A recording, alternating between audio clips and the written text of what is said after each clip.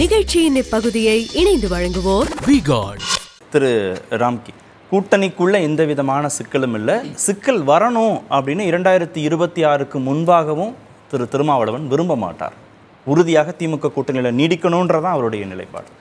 Jenram sir சொன்ன மாதிரி நான் சீமான் சொன்னதை நம்ம ஏற்க முடியல அப்படின்னாலும் திமுக கூட்டணி இருக்கிற மற்ற கட்சிகள் திருமாவளவனுடைய ஸ்டாண்டில் என்ன கருத்து வச்சிருக்காங்கன்னு நம்ம கேட்டுதானே ஆகணும்.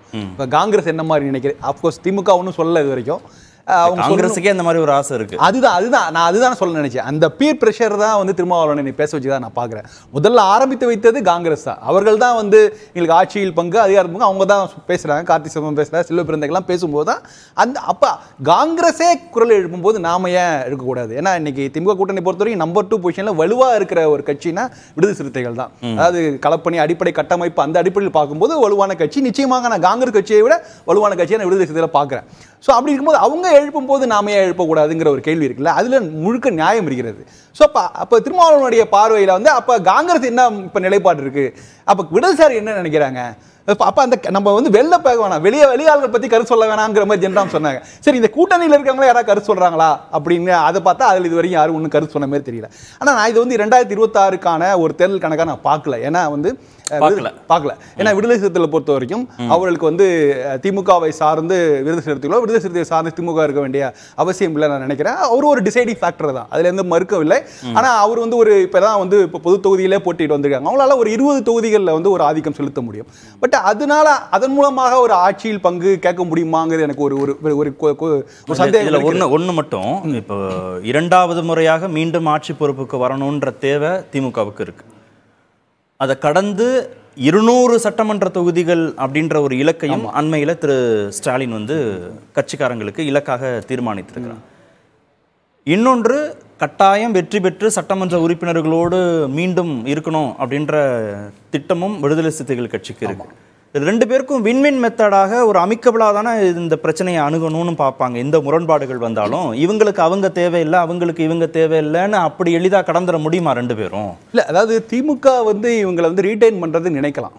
ஆனால் வந்து இப்போ திருமாவளவன் என்ன நினைக்கிறேன், இன்றைய சூழல் அது நான் அந்த பீர் ப்ரெஷர் ஒன்று சொன்னேன், அதை தாண்டி ஒரு சில விஷயங்கள் நடக்குது இல்லை. அவர் தோழமை சுட்டலுங்கிற ஒரு காயினை மட்டும் பண்ணார். பட் அதுக்கப்புறம் அன்ஃபார்ச்சுனேட்லி அவராலே அதை வந்து தொடர முடியவில்லை. நீங்கள் ஒரு பக்கம் வந்து பீர் ப்ரெஷர்னு சொல்லி ஒரு கூட்டணியை பக்கம் பார்க்கும்போது உள்ளே இருக்கிற எலைட் தலித்களாக சொல்லக்கூடிய தலித் அமைப்புகள் மத்தியில் பேசப்படுற விஷயங்களையும் நம்ம கருத்து சொல்லணும். நீங்கள் வேங்கவேலேருந்து ஆரம்பித்து நாங்குநேரியிலேருந்து ஆரம்பித்து அப்படியே வந்தீங்கன்னா ஆம்ஸ்டாங் படுகொலை வரைக்கும் ஒரு சில தலித் அமைப்புகள் என்ன பேசினாங்க, திருமாவளவனுடைய மௌனம் வந்து நிறைய பேரை கொள்ளுது அப்படிங்கிற மாதிரி பேசும்போது அவர்களுக்கு வந்து அவருடைய உணர்வுகளை புரிந்து கொண்டு ரியாக்ட் பண்ண வேண்டிய இடத்துல திருமாவளவன் இருக்காருல்ல, அவருடைய அடிப்படை சமூக வங்கின்னு ஒன்று இருக்குல்ல. ஸோ அதை நோக்கி போறாரு. அது ஒரு விஷயம். 2வது, இன்னைக்கு மது ஒழிப்பு மாநாடு சொல்லும்போது இன்றைக்கு அவர் பேசும்போது ஒரு மிக முக்கியமான விஷயம் சொல்றாரு. இது வந்து தேசிய அளவில் ஒரு கொள்கையை உருவாக்க வேண்டுங்கிறார். ஒரு மாநில பிரச்சனையாவே கன்சிடர் பண்ணல, தேசிய அளவில். அப்கோர்ஸ் இவர் சொல்லி பாமகவோ பாஜகவோ கேட்க போறதில்லை. ஸோ அப்போ தேசிய ஒரு கொள்கை கொண்டு வரணும்னா அதை முன்னெடுக்க வேண்டியது யாருன்னா இந்தியா கூட்டணி தான்.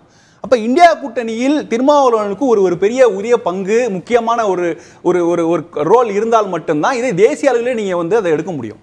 சோ அந்த இடத்தில் திருமாவளவன் இருக்கிறாரா அப்படிங்கிறது. அப்ப அவருடைய நினைப்பு என்ன இருக்குன்னா, அந்த ரோட் மேப் அடுத்த ஸ்டெப் என்னன்னா ஒரு தேசிய நீரோட்டத்தில் கலந்து கொள்வதற்கான ஒரு முயற்சியா தான் நான் பார்க்கிறேன். யாரோட சேருவதற்கு திருமாவளவனுக்கு ஒரு வாய்ப்பு இருக்கு. திமுக வந்து விசிக வேண்டான்னு நினைக்குது அப்படின்னு சொன்னீங்க இல்லையா, அப்ப யார் அகாமடேட் பண்ணிக்கிறதுக்கு வாய்ப்பு இருக்கு? திமுக யாரை சேர்த்துக்க வாய்ப்பு இருக்கு? திமுக வேண்டான்னு விசிக யார் பக்கம் போக வாய்ப்பு? 2 ஆப்ஷன் தான். திமுக இல்லைன்னா அண்ணா திமுக தான் ஆப்ஷன். ஏன்னா அவங்கள பொறுத்த வரைக்கும் இன்றைய சூழல்ல அவங்க வந்து பாமக பாஜக ஒரே கூட்டணி இருப்பதனால் அவங்களுக்கு வேற ஆப்ஷன் இல்லை. மாநில அளவில் அண்ணா திமுக நோக்கி தான் அவங்க போவாங்க இன்கேஸ் வெளில வரதா இருந்தா. இல்ல, தேசிய நீரோட்டம்னு ஒரு வார்த்தையும் சொன்னீங்க. விசிகாவுக்கு அப்படி ஒரு இலக்கு இருக்குன்னு சொல்றீங்க.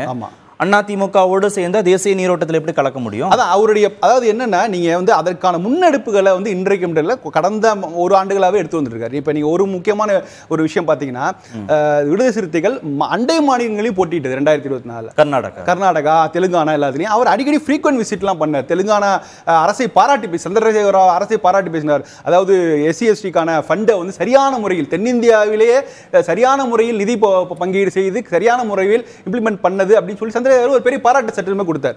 சோ அவர் வந்து அடிக்கடி கர்நாடகா தெலுங்கானா பகுதியிலையும் நிறைய விசிட் பண்ணியிருக்காரு. ஸோ அந்த இடத்துல வந்து தேர்தலில் போட்டிட்டு இருக்காரு. ஸோ அவருக்கு வந்து ஒரு தமிழ்நாட்டை தாண்டி வளரணுங்கிற ஒரு எண்ணம் இருக்கு.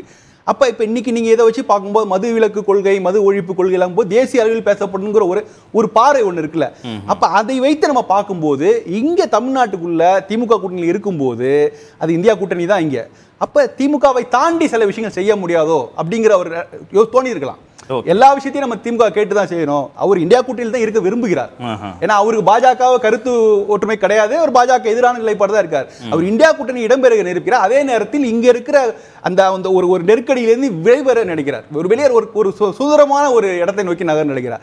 இந்த சுதந்திரமா எனக்கு ஒரு கம்ஃபர்ட் ஜோன் தான் அவருக்கு. தொடர்ந்து திமுகவை இந்த திமுக கூட்டணி போகணும்னு நினைச்சா அவர் விரும்புற இடம் அதிமுக தான். ஆனா இப்ப இருக்கிற இடமே அவர் கம்ஃபர்ட் ஜோன் தான். ஆனா அதை தாண்டி நம்ம வெளில போய் நம்முடைய வளர்ச்சிக்காகவும் நம்ம நினைக்கிற சட்டங்கள், நீங்க நினைக்கிற அந்த கோஷங்கள் 25 வருடங்கள் முன்னாடி சொன்ன கோஷங்களை திரும்ப ரிவிசிட் பண்ணி பண்றதுக்கு ஆன வாய்ப்பு வந்து அவர் அங்கிருந்து ஒரு விலகியோ இல்ல வேறு விதமான ஆப்ஷனை நோக்கி அதை பத்தி யோசிக்க ஆரம்பிக்கலாம் அப்படின்னா. அந்த விசிக இருக்கிற இடத்துல திமுக யாரை பொறுத்திக்கும்? அப்ப இன்றைக்கு வந்து இதுவரைக்கும் கடந்த கால வரலாற்றில் விசிக்கு போனா உடனே பாமக உள்ளவர்களுக்கான வாய்ப்பு நிறைய பார்த்தோம். இன்றைக்கு பாமக பாஜக இடையான ஒரு கூட்டணி, ஏற்கனவே ஒரு கூட்டணி இருக்கு. பாமகவோட செயல்பாடு பார்க்கும்போது அவங்க தொடர்ந்து திமுகவை விமர்சனிக்கிறார். இன்னைக்கு முதல்வருடைய திரும்ப பயணத்தில் என்ன மாதிரியான முதலீடு நடந்ததுன்னு பாமக மட்டும் தான் கொஸ்டின் பண்ணுது. அதிமுக கூட அந்த கேள்வி எழுப்பல. நீங்க போயிட்டு வந்த இந்த விசிட்ல என்ன தமிழ்நாடு கிடைச்சிருக்குங்கிறத பாமக கேள்வி எழுப்புது. அப்படி பார்க்கும்போது திமுக எதிர்ப்பில் வந்து பாமக உறுதியா இருக்கிறது. அப்படின்னு பார்க்கும்போது அந்த விடுதலை சிறுத்தைகளோட இடத்தை ரீப்ளேஸ் பண்றதுக்கு இன்றைய அளவில் ஆட்கள் அந்த யாருமே இல்ல. சோ அதை நோக்கி இன்றைக்கு நம்ம வந்து அப்புறம் திரும்ப சொல்லும்போது சார் ஜென்ரான் சார் கோச்சிப்பாங்க திமுக அப்படிலாம் இல்லைன்னு. நம்ம இதெல்லாம் ஒரு யூகத்தை தான் சொல்றோம். இன்கேஸ் நான் ஒரு விஷயம் கிளியர், திமுக இல்லை என்றால் நான் திமுக என்னைக்கு தான் விடுதலை சிறுத்தைகள் வந்து அவங்களுக்கு வந்து ஒரு பெரிய வரவேற்பு இருக்கு, அவங்களுக்கு ஒரு பெரிய டிசைடிங் ஃபேக்டர். அதுல இருந்து மறுக்க அப்படி ஒரு முடிவு எடுக்க வாய்ப்பு இருக்கு திரு ஜென்ராம் சார்? இல்ல 2-3 விஷயங்கள் அவங்க வந்து தெரிந்து செய்கிறார்னு நான் சொல்லல. விடுதலை சிறுத்தைகளுக்கு கொம்பு சீவி விடுற வேலையை இந்த சில கருத்துக்கள் செய்யுது. அவங்களை வந்து சாகசங்களை நோக்கி தள்ளி விடுற ஒரு பணியை செய்யுது. காங்கிரஸை விட வலிமையான கட்சி அவங்க 2 பேருக்கும், காங்கிரஸுக்கும் விடுதலை சிறுத்தைகளுக்கும் தமிழ்நாட்டில் யார் வலிமையானவர்கள்ங்கிற போட்டி என்னைக்கும் அதிமுகவுக்கும் பிஜேபிக்கும் வந்த மாதிரி வந்ததே கிடையாது. ஆனா காங்கிரஸை விட வலிமையான கட்சி அப்படின்னு ஒரு ஸ்டேட்மெண்ட்டை சொல்றதன் மூலமாக கொஞ்சம் உசுப்பி விடுற வேலையை செய்யற மாதிரி தெரியுது. அதுக்கப்புறம் கூட்டணிக்குள்ளன்னு எந்த இடத்துல இருந்து வரீங்க? திமுகவை நோக்கி விடுதலை சிறுத்தைகள் இன்னும் அந்த கோரிக்கையை வைக்கவே இல்லை. அவங்க பேசுனது 2மே வேற. ஜெனரல் மது ஒழிப்பு மாநாட்டில் அதிமுகவை அழைக்கிறோம்னு சொன்னது ரொம்ப கேஷுவலா திரும்ப சொன்ன ஒரு கேஷுவலான ஸ்டேட்மெண்ட். அது ட்விஸ்ட் ஆகி சர்ச்சையாகுது. ஓகே, இது வந்து 99லயே நாங்க கொள்கை முழக்கமாக வைத்திருந்தோம் அப்படின்னு சொல்றது ஒரு பழைய கொள்கைகளை ரிமைண்ட் பண்றது, அவ்வளவுதான். இதை கோட்பாடாக வைத்திருக்கிறோம்னு சொல்றது வந்து ஒரு நாளும் அதை வந்து ஒரு கூட்டணியில முன் நிபந்தனையாக வைக்க மாட்டோம். என்ன தாக்கம் ஏற்படும்னு இத்தனை ஆண்டு காலம் அரசியல் இருக்கக்கூடிய ஒரு மூத்த அரசியல்வாதியாக திரு திருமாவளவனுக்கு தெரியாதா? திமுக கூட்டணியில் இருக்கிறோம், அதிமுகவுக்கும் அழைப்பு விடுக்கிறோம், வந்தா வரட்டும்னு சொன்னா அது என்ன மாதிரி புரிந்து கொள்ளப்படும் அப்படின்னு சலசலப்பு ஏற்படுத்தும் அவருக்கு தெரியாதா? சலசலப்பு அப்படிங்கிறது வந்து எதிர்பார்க்க மாட்டாங்க யாரும். சலசலப்பாக வரணும், சர்ச்சையாக வரணும், அதன் மூலமாக பேசு பொருளாக வரணும் அப்படிங்கிற மாதிரியான எதிர்பார்ப்போடு திருமாவளவன் இதையெல்லாம் செய்ய மாட்டார். அவர் முதிர்ச்சி அடைந்த பக்குவமான கோட்பாடு சார்ந்து செயல்படுகின்ற ஒரு தலைவர். ஒரு கட்சி, கிட்டத்தட்ட கட்சியே பெரும்பாலான நபர்கள் அதுல வந்து அப்படிதான் இருக்கிறாங்க. அதை தாண்டி யாராவது கொஞ்சம் அந்த பக்கம் இந்த பக்கம் இழுக்கிறவங்க கட்சிக்குள்ள இருக்கலாம்னு ஒரு சந்தேகம் வருது இதை பார்க்கும்போது. அவ்வளவுதான். மற்றபடி நான் வந்து கட்சிக்குள்ள ஏதோ இருக்குன்னு நான் கண்டிப்பாக சொல்லல. ஒரு சந்தேகம் வருதுங்கிறத மட்டும்தான் சொல்றேன். நிகழ்ச்சியின் இப்பகுதியை இணைந்து வழங்குவோர் V-Guard